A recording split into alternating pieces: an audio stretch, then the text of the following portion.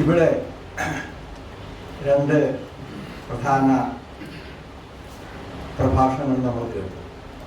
ഇവിടെ ഇന്ന് ഈ വിശ്വസാഹിത്യത്തെക്കുറിച്ച് നമ്മൾ പറയുമ്പോൾ അതിൽ ഞാനും ഒരു അതിഥിയായി മാറി. അല്പം പരിഭ്രമത്തോടും അതേസമയം കുറച്ച് അത്ഭുതത്തോടും കൂടിയാണ് ഞാൻ ഇന്ന് ഈ വേദി പങ്കെടുക്കുന്നത്. അതിന് ഇത് കഴിഞ്ഞൊരു അവലോകനം നടത്തുക എന്ന് പറഞ്ഞത് എനിക്ക് സാധ്യമല്ല. പ്രത്യേകിച്ച് വിൻസ്റ്റൺ ചർച്ചിൽ ഒരിക്കൽ പറയുണ്ടായി, എനിക്ക് പാർലമെന്റിൽ 5 മണിക്കൂർ പ്രസംഗിക്കണമെങ്കിൽ എനിക്ക് വെറും 5 മിനിറ്റ് മതിയെന്നു. എന്നാൽ ഉണ്ണികൃഷ്ണൻ എന്നോട് പറഞ്ഞു, ഒരു 5 മിനിറ്റൊക്കെ പറഞ്ഞാൽ മതി എന്നുള്ളത്. ഈ 5 മിനിറ്റ് എനിക്ക് പറയണമെങ്കിൽ എനിക്ക് 5 ദിവസത്തെ ഒരു പ്രിപ്പറേഷൻ വേണം. ആ നിലയിലാണ്. കാരണം എനിക്കിതൊക്കെ വായിക്കണം, മനസ്സിലാക്കണം. ഇവർ പറയണ മാതിരി എനിക്കത് കഴിയില്ല. കാരണം അതാണ് അതിൻ്റെ ഒരു പശ്ചാത്തലം.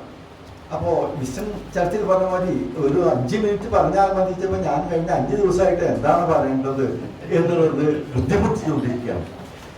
ഇനിയിപ്പോൾ കുറച്ചുകൂടി പറഞ്ഞിട്ട് ഞാൻ കൂടുതൽ പറയുന്നില്ല. 56-ലാണ് തകഴി ശിവശങ്കരപ്പിള്ള ചെമ്മീൻ എഴുതിയത്. ഒരു മത്സ്യത്തൊഴിലാളിയുടെ മകൾ കറുത്തമ്മയും മത്സ്യ മൊത്ത വ്യാപാരിയായ ഒരാളുടെ മകൻ പരീക്കുട്ടിയും തമ്മിലുള്ള ഒരു പ്രണയത്തെക്കുറിച്ചാണ് ചെമ്മീനിലെ പ്രധാന പ്രതിപാദനങ്ങൾ. വിവാഹിതയായ ഒരു സ്ത്രീ തൻ്റെ ഭർത്താവ് മീൻ തേടി കടലിലേക്ക് പോകുമ്പോൾ ആ സമയത്ത് വിശ്വാസവഞ്ചന കാട്ടിയാൽ കടലമ്മ ഭർത്താവിനെ കൊണ്ടുപോകും. ഇതാണല്ലോ അതിൻ്റെ പ്രമേയം. ഇവിടെ 2 ദുരന്തങ്ങൾ, എല്ലാം 2 ഇതിലും ദുരന്ത കഥകളാണ്. ദുരന്തമായി പര്യവസാനിക്കുന്നതാണ് 2 കൃതികളും. ഇന്ന് നമ്മൾ ഇവിടെ നിൽക്കുന്നത് 2 ഒരു ദുരന്ത കൃതികളെക്കാൾ ഉപരി 2 ദുരന്തങ്ങൾ നടന്ന, സമീപകാലത്ത് നടന്ന അല്ലെങ്കിൽ നടന്നുകൊണ്ടിരിക്കുന്ന ഒരു പശ്ചാത്തലത്തിലാണ്. ഒന്ന് നമുക്കറിയാം എന്താണ് ഈ ദുരന്തം. മിനിഞ്ഞാന്ന് അഹമ്മദാബാദിൽ നടന്ന ഒരു എയർ ഇന്ത്യ അപകടം, 290 പേരോളം അതിൽ മരിച്ചു. അത് വല്ലാത്തൊരു ദുരന്തം. രണ്ടാമത്തെ ദുരന്തം ഇന്നലെ ഇസ്രായേൽ തൊടുത്തുവിട്ട ഇറാനെതിരായിട്ടുള്ള മിസൈൽ ആക്രമണം.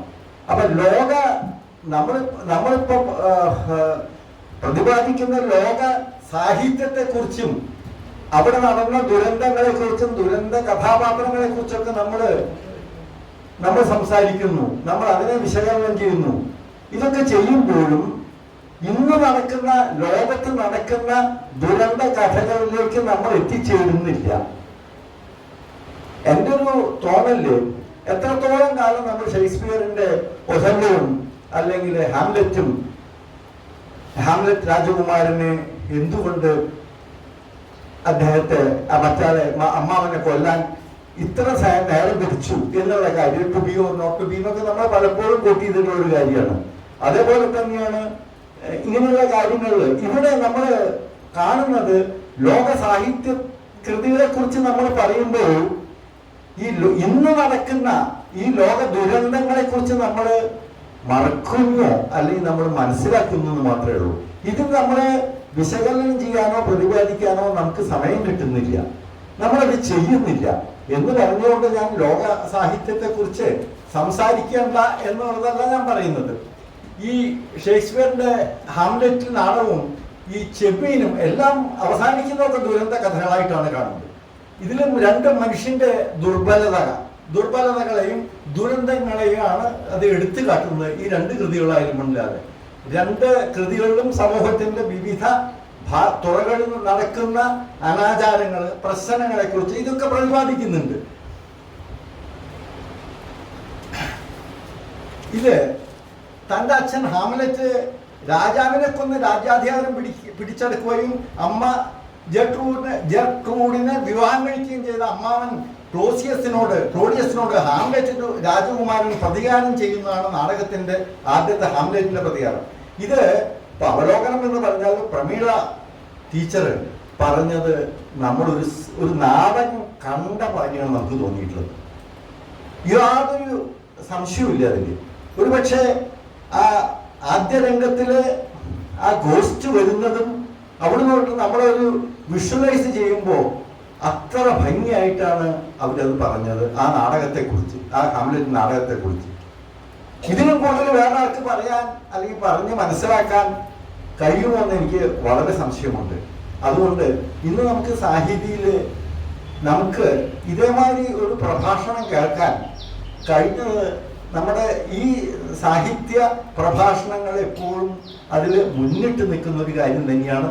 അതല്ലാതെ നമുക്കത് വളരെ ആ ടീച്ചറുടെ ഇന്നത്തെ ഈ 1 മണിക്കൂറത്തെ ആ പ്രഭാഷണം കൊണ്ട് എന്താണ് ഹാംലെറ്റ്, അത് മാത്രമല്ല ഇടയ്ക്കിടയ്ക്ക് അവര് ഈ ഹാംലെറ്റിലെ കഥാപാത്രങ്ങളും കഥയും ആസ്പദമാക്കി ഇന്നത്തെ സമകാലീന പ്രശ്നങ്ങളും ചിലതൊക്കെ അവർ കൂട്ടി ഇണക്കുകയും ചെയ്തിട്ടുണ്ട്. അതൊക്കെയാണ് പല കാര്യങ്ങളും. ഇന്നിപ്പോ അന്ന് ആ രാജകുമാരനെ ചെയ്യാൻ കഴിയാത്തത് ഇന്നിപ്പോ അങ്ങനെയൊന്നുമില്ല. ഇന്നിപ്പോ ചെയ്യണമെന്ന് വെച്ചാൽ ഉടൻ ചെയ്യണം. അതാണ് ഇപ്പൊ കാണുന്നത് പലയിടത്തും. ഒരാളോട് ദേഷ്യം വന്നു കഴിഞ്ഞാൽ പിന്നെ നോട്ടമൊന്നുമില്ല, തോക്കെടുത്ത് വെടിവെക്കുക, വെട്ടിക്കൊല്ല, കുത്തിക്കൊല്ല. ഇതൊക്കെ നമ്മുടെ സമൂഹത്തിൽ നമ്മൾ ഇന്നും കാണുന്നു. ഇന്ന് ഹാംലെറ്റ് രാജകുമാരനെ പോലെ ഏതെങ്കിലും ആളുകൾക്ക് കുറച്ച് എന്തിനാ ഞാൻ ഇപ്പൊ ചെയ്യണത്, കുറച്ച് കഴിഞ്ഞ് ചെയ്താൽ പോലെ എന്നൊരു തോന്നല് ഇന്നുള്ള ആൾക്ക് ഉണ്ടെങ്കിൽ ഇത്രയധികം നമ്മുടെ ചുറ്റുപാടും കാണുന്ന കൊലപാതകങ്ങൾ അത്ര ഉണ്ടാവില്ല എന്നൊരു തോന്നല്. അത് മറ്റൊന്ന്. പിന്നെ അപ്പോൾ ചെമ്മീനെ ഇപ്പോൾ സെബാസ്റ്റ്യൻ ജോസഫ് വളരെ കൃത്യമായിട്ട് അതൊരു സിനിമ കാണുന്ന മതി. അപ്പോൾ ഒരാള് ഒരു നാടകം കണ്ട പ്രതീതിയാണ് ഹാംലെറ്റിനെ കുറിച്ച് പറഞ്ഞപ്പോൾ ഇദ്ദേഹം പറഞ്ഞപ്പോൾ തകഴിയും ആ കറുത്തമ്മയും ആ കടലിന്റെ പശ്ചാത്തലത്തിൽ തകഴി എഴുതിയതും തകഴി എന്തുകൊണ്ട് എഴുതിയത് എന്നുള്ളതും തകഴി അതിൻ്റെതായിട്ടുള്ള മുഴുവൻ ഉൾക്കൊണ്ട് ആണോ എഴുതിയിട്ടുള്ളത് എന്നുള്ള ചില സംശയങ്ങളും എല്ലാം കൂടി നോക്കുമ്പോൾ ഇന്ന് ഒരു സിനിമയും ഒരു നാടകവും കണ്ട പ്രതീതിയാണ് നമുക്ക് ഉണ്ടായിട്ടുള്ളത്. അതിൽ യാതൊരു സംശയവുമില്ല. വെറുതെ വിശ്വസാഹിത്യത്തെ കുറിച്ച് നമുക്ക് പലതും കേട്ടും പറയും മാത്രമല്ല, അത് നമ്മുടെ മനസ്സിന്റെ ഉള്ളിലേക്ക് കടന്നു ചെന്ന് ആഴത്തിൽ കടന്നു ചെന്ന് അതിനെക്കുറിച്ച് ചിന്തിക്കാൻ ഇപ്പോഴാണ് ഹാംലെറ്റിനെ കുറിച്ച് നമുക്ക് പലതും ആലോചിക്കാൻ തോന്നുന്നത്. അപ്പൊ എനിക്ക് ചിലപ്പോൾ തോന്നുകയാണ് ഇന്ന് ഹാംലെറ്റിന് പകരം ഒഥല്ലോ ആണെങ്കിൽ അവിടെ ഒരു ത്രികോണ പ്രേമം അതിൽ കൂടുതലുണ്ട്. ഹാംലെറ്റിൽ അങ്ങനെ കാണുന്നില്ല. അവിടെ പ്രതികാരമാണ്. ചെമ്മീനിലെ പ്രണയമാണെങ്കിൽ ഹാംലെറ്റിൽ ഒരു പ്രതികാരമാണ് കാണുന്നത്. പക്ഷെ അത് ഒഥല്ലോ ആണെങ്കിൽ ഡെസ്ഡിമോണ, ഇയാഗോ, ഒഥല്ലോ ഇങ്ങനെയുള്ള ഒരു ചെറിയൊരു പ്രണയത്തിന്റെ ഒരു പ്രതികാരം അതൊക്കെ കാണുന്നുണ്ട്. ഹാംലെറ്റിൽ അത് കാണുന്നില്ല. അതൊരു പക്ഷെ എൻ്റെ ഒക്കെ വെറുതെ ഒരു നിഗമനം, അത് അതിൻ്റെ അർത്ഥമില്ല. ഏതായാലും സാഹിത്യത്തിലെ ക്ലാസിക്കുകൾ ധാരാളമാണ്. വിശ്വസാഹിത്യകാരന്മാരാണെങ്കിൽ ഒറ്റ വേറെ പേരുണ്ട്. ഏതെങ്കിലുമൊക്കെ ക്ലാസിക്കുകൾ വായിക്കാത്തവർ വളരെ അപൂർവമായിരിക്കും. ഇപ്പോൾ വില്യം ഷേക്സ്പിയറിൻ്റെ നാടകങ്ങൾ കാണാത്തവരോ എന്തെങ്കിലും വായിക്കാത്തവരോ വളരെ കുറവായിരിക്കും. അവർ പോലും അത് പ്രത്യേകിച്ച് ഇന്നും കോളേജുകളിലൊക്കെ ഇംഗ്ലീഷ് നാടകത്തിന് വകുപ്പുകളിൽ ഈ ഷേക്സ്പിയർ നാടകങ്ങൾ ധാരാളം അവതരിപ്പിക്കപ്പെടുന്നുണ്ട്. ഇതിഹാസ സാഹിത്യകാരന്മാരായ Bernard Shaw, Charles Dickens, D.H. Lawrence, Victor Hugo, Tolstoy എന്നൊക്കെ കേൾക്കുമ്പോൾ ഒരു പ്രത്യേക ആവേശമാണ് നമ്മുടെ മനസ്സിൽ വരുന്നത്. എന്തുകൊണ്ടോ എന്നറിയില്ല. കാരണം അവർ വിശ്വസാഹിത്യകാരന്മാരാണ്. എന്നാൽ ഈ ലോക നിലവാരമായിട്ട് തട്ടിച്ചു നോക്കുമ്പോൾ മലയാള സാഹിത്യം ഇപ്പോൾ എവിടെ നിൽക്കുന്നു എന്ന ചോദ്യമാണ്. അപ്പോൾ മലയാള സാഹിത്യം അത് വിശ്വസാഹിത്യമായിട്ട് എങ്ങനെ മാറുന്നു എന്നുള്ളത്. കാരണം വേറൊരു കാര്യമുണ്ട്, വിശ്വസാഹിത്യത്തിൻ്റെ പല മലയാള പരിഭാഷ ധാരാളം നമ്മൾക്ക് വായിക്കാൻ അവസരം കിട്ടുന്നു. അപ്പോൾ കഴിഞ്ഞ 100 വർഷമായി വിക്ടർ ഹ്യൂഗോൻ്റെ പാവങ്ങൾ അത് നമുക്ക് വള്ളത്തോൾ നാരായണ മേനോൻ അത് ട്രാൻസ്ലേറ്റ് ചെയ്തപ്പോൾ നമുക്ക് മലയാളികൾക്ക് ധാരാളം മനസ്സിലാക്കാൻ കഴിഞ്ഞു. അതേപോലെ തന്നെ മലയാള കൃതികൾ ഇംഗ്ലീഷിലേക്ക് പോകുന്നുണ്ടോ എന്നുള്ള ഒരു വലിയ സംശയമുണ്ട്. അപ്പോൾ അങ്ങനെ ചില ലോക നിലവാരം എന്നുള്ളത് അങ്ങനെ ഒന്നും ഉണ്ടോ എന്നുള്ള ഒരു സംശയമുണ്ട്. എന്തായാലും എന്നാൽ ഒരു കൃത്യമായ മാനദണ്ഡം ഇല്ല. അത് ലോകത്ത് എല്ലാവരും രചിക്കുന്ന എല്ലാം ലോക സാഹിത്യം തന്നെയാണ്. അതൊരു മലയാളി ലോകത്തിൻ്റെ ഒരു ഭാഗമായ കേരളത്തിലെ ഒരു സാഹിത്യകാരൻ എഴുതി കഴിഞ്ഞാലും അതും ഒരു ലോക സാഹിത്യം തന്നെയാണ്. അതിൽ പെടുന്നതാണ് മലയാള സാഹിത്യവും. എക്കാലത്തും വായനക്കാരെ അതിശയിപ്പിച്ചിട്ടുള്ള ക്ലാസിക് കൃതികൾ ലോകത്ത് ധാരാളം ഉണ്ടായിട്ടുണ്ട്. ഓരോ വായനയിലും പുതിയ അർത്ഥ സൗന്ദര്യ തലങ്ങൾ സൃഷ്ടിക്കപ്പെട്ട് വരുന്ന കൃതികളെ നമുക്ക് ക്ലാസിക് എന്ന് വിളിക്കാം. അത് സർവകാലികവും സർവലൗകികവുമായ ചില മൂല്യങ്ങളെ പ്രസരിപ്പിച്ചുകൊണ്ടേയിരിക്കും. പിന്നെ മാറി വരുന്ന ലോക സാഹചര്യങ്ങളിലും അവയിൽ നിക്ഷേപിച്ചിട്ടുള്ള മൂല്യവിചാരങ്ങൾക്കും കാലഹരണം സംഭവിക്കുകയില്ല. അതെപ്പോഴും നിലനിൽക്കും. ഇപ്പം നമ്മൾ നല്ല നല്ല കൃതികൾ എപ്പോഴും നിലനിൽക്കും. അതിനൊരു മൂല്യ ശോഷണവും ഒരിക്കലും ഉണ്ടാവുന്നില്ല. അത് ജനജീവിതത്തെയും ദേശ സംസ്കൃതിയെയും പുതിയ പരിപ്രേക്ഷ്യത്തിൽ പുനർനിർണയം ചെയ്തുകൊണ്ടേയിരിക്കും. ഇങ്ങനെ കാലപ്രവാഹത്തിൽ കടപുഴകാതെ മൂല്യപരിവർത്തനങ്ങൾക്കും വ്യാഖ്യാന സാധ്യതകൾക്കും ഇട നൽകുന്നതും സാധാരണത്തിൽ നിന്ന് അസാധാരണത്തിലേക്ക് ഉയരാൻ പ്രേരണ നൽകുന്നതുമായ ഔന്നത്യമായ കൃതികൾ ലോക സാഹിത്യത്തിൽ ഉണ്ടായിട്ടുണ്ട്. ഈ വിധത്തിൽ ചിന്തിച്ചാൽ ക്ലാസിക് കൃതി എന്ന് വിളിക്കപ്പെടാൻ അർഹതയുള്ള രചനകൾ അത്രയധികമില്ല. രാമായണവും മഹാഭാരതവും ഇലിയറ്റും ഒഡീസിയും ഒക്കെ ഈ വിഭാഗത്തിൽപ്പെടുന്നതാണ്. അവയൊക്കെ ഒരു മഹാകാലത്തിൻ്റെ ശേഷിപ്പുകളായി, മനുഷ്യ സംസ്കാരത്തിൻ്റെ ഈടുവയ്പ്പുകളായി എന്ന് നിലനിൽക്കുന്നു. വിശ്വസാഹിത്യത്തിലെ ടോൾസ്റ്റോയുടെ യുദ്ധവും സമാധാനവും, വിക്ടർ ഹ്യൂഗോയുടെ പാവങ്ങൾ, ഈ കൃതികളൊക്കെ നമുക്ക് എല്ലാവർക്കും വളരെ സുപരിചിതമാണ്. Shakespeare, Bernard Shaw, Arthur Miller, Hemingway തുടങ്ങിയൊക്കെ കഥാകൃത്തുകൾ. ഇവരുടെയൊക്കെ കഥ നിലവാരമാണ് ലോക നിലവാരമെങ്കിൽ മലയാള സാഹിത്യം അത്രത്തോളം എത്തിയിട്ടില്ല എന്ന് നമുക്ക് പറയേണ്ടി വരും. എങ്കിലും നമുക്ക് അഭിമാനത്തോടെ എടുത്തു കാണിക്കാൻ കുറച്ച് സാഹിത്യകാരന്മാർ മലയാള ഭാഷയിലുണ്ട്. എഴുത്തച്ഛൻ, കുഞ്ചൻ നമ്പ്യാർ, ഉണ്ണായി വാര്യർ, കുമാരനാശാൻ, വൈലോപ്പിള്ളി, ഇടശ്ശേരി ബാലാമണിയമ്മ, അങ്ങനെ ധാരാളം, ഉപവിക്കയൻ, OV വിജയൻ. ഇവരൊക്കെ മലയാള സാഹിത്യം ദരിദ്രമാണെന്ന് നമുക്ക് ഒരിക്കലും പറയാൻ കഴിയില്ല.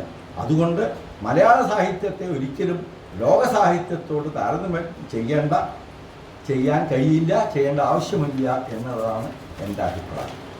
അപ്പോൾ ഇന്നത്തെ ഈ രണ്ട് കൃതികളെക്കുറിച്ചിട്ടുള്ള വിശ്വപ്രസിദ്ധമായ രണ്ട് കൃതികളെക്കുറിച്ച് രണ്ട് പ്രഭാഷകർ ഇന്ന് പറഞ്ഞു.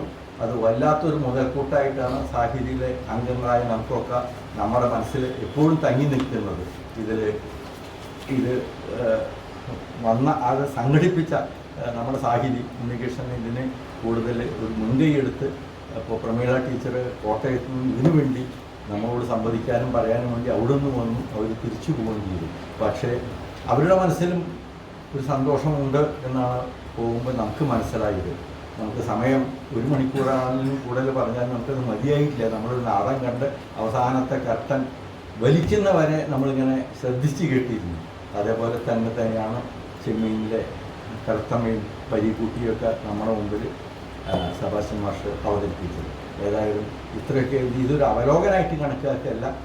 എനിക്ക് ഇവിടെ ഉണ്ണി പറഞ്ഞ മാതിരി അവിടെ വന്ന് മറ്റൊരു അവാർഡ് ജേതാവിൻ്റെ കൂട്ടത്തിൽ ഇരിക്കാൻ കഴിഞ്ഞു കുറച്ച് നേരം എന്നതിലും കഴിഞ്ഞ് പ്രത്യേകിച്ച് ഒന്നുമില്ല. ഉണ്ണിക്കൊരു മോഹം ഉണ്ടായിരുന്നു 2 അവാർഡ് ജേതാക്കൾ തന്നെ ഇരിക്കണം എന്നുള്ളത്. അപ്പോഴും ഞാൻ പറഞ്ഞ മാതിരി ആയിക്കോട്ടെ, ഇതൊക്കെ ഒരു സന്തോഷമല്ലേ, മനസ്സിനൊരു സന്തോഷം. അതിലും കൂടുതലൊന്നുമില്ല. സാഹിത്യ രചനകൾ എഴുതുക, സംസാരിക്കുക എന്നൊക്കെ പറയുന്നത് മനസ്സിന് കിട്ടുന്ന വളരെ അപൂർവം ചില സമയങ്ങളിൽ കിട്ടുന്ന ഒരു മോഹം, അല്ലെങ്കിൽ അതിൻ്റേതായിട്ടുള്ളൊരു ആനന്ദം. ഇത്രയ്ക്ക് നമ്മുടെ കൂട്ടായ്മയും നമ്മുടെ കാര്യങ്ങളിലും ഉള്ളൂ. ഏതായാലും നന്നായിട്ട് മാത്രം പറഞ്ഞു.